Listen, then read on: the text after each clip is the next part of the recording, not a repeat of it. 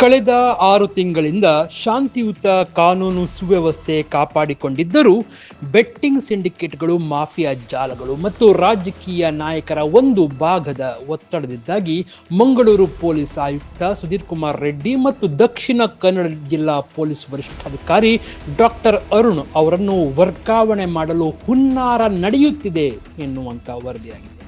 ಕಳೆದ 6 ತಿಂಗಳುಗಳಿಂದ ದಕ್ಷಿಣ ಕನ್ನಡ ಜಿಲ್ಲೆ ಮತ್ತು ಮಂಗಳೂರು ಕಮಿಷನರೇಟ್ ವ್ಯಾಪ್ತಿಯಲ್ಲಿ ಯಾವುದೇ ಗಲಭೆ ಅಥವಾ ಕೋಮು ಗಲಭೆಗಳು ನಡೆದಿಲ್ಲ. ಮರಳು ಗಣಿಗಾರಿಕೆ, ಅಕ್ರಮ ಕೆಂಪು ಕಲ್ಲು ಸಾಗಣೆ, ಮಟ್ಕಾ ಮತ್ತು ಜೂಜಾಟದ ಅಡ್ಡೆಗಳಂತಹ ಕಾನೂನು ಬಾಹಿರ ಚಟುವಟಿಕೆಗಳನ್ನು ಪರಿಣಾಮಕಾರಿಯಾಗಿ ನಿಗ್ರಹಿಸಲಾಗಿದೆ.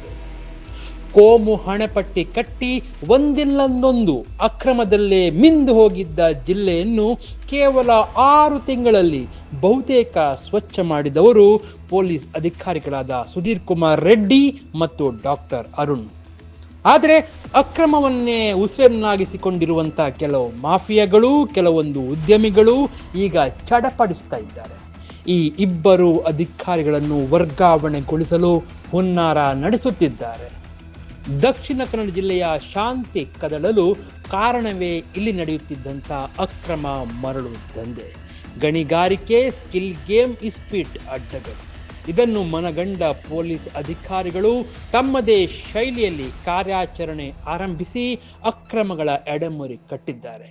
ಇದರ ನೇರ ಹೊಡೆತ ಕೆಲವರಿಗೆ ಖಂಡಿತವಾಗಿ ಕೂಡ ಬಿದ್ದಿದೆ. ಸಾಮಾನ್ಯವಾಗಿ IPS, IAS ದರ್ಜೆಯ ಅಧಿಕಾರಿಗಳನ್ನು ಡಿಸೆಂಬರ್ನಲ್ಲಿ ಸಾಮೂಹಿಕ ವರ್ಗಾವಣೆ ಮಾಡಲಾಗುತ್ತದೆ. ಹೀಗಿರುವಾಗ ದಕ್ಷಿಣ ಕನ್ನಡ SP ಮತ್ತು ಪೊಲೀಸ್ ಕಮಿಷನರ್ ಡಿಸೆಂಬರ್ ತಿಂಗಳಲ್ಲಿ ಪ್ರಮೋಷನ್ ಅಥವಾ ವರ್ಗಾವಣೆ ಆಗಬಹುದು ಎನ್ನುವ ನಿರೀಕ್ಷೆಯಲ್ಲಿ ಮಾಫಿಯಾ ಕುಳಗಳು ಇದ್ದರು. ಆದರೆ ಸದ್ಯಕ್ಕೆ ರಾಜ್ಯ ಸರ್ಕಾರ ಇವರನ್ನು ವರ್ಗಾವಣೆ ಮಾಡಲಿಕ್ಕೆ ಮನಸ್ಸು ಮಾಡಿಲ್ಲ.